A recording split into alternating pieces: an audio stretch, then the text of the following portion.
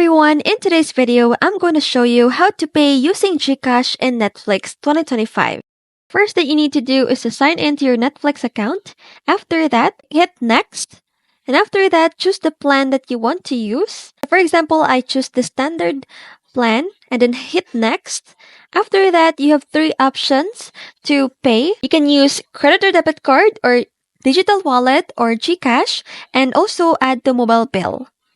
So since we want to use the GCash option, we will going to hit the GCash. After that, put your number of your GCash and then hit the I agree and then put or hit start membership. And after that, this is the instruction that GCash will give you. The GCash will link your Netflix account to them.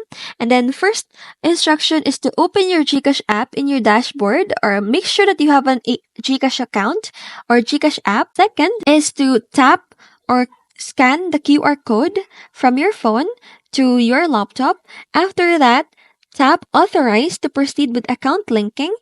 And after that, wait for the text message confirming your linked GCash account. And after that, you can use GCash to pay for your Netflix plans. And you can also use this for future plans of your Netflix.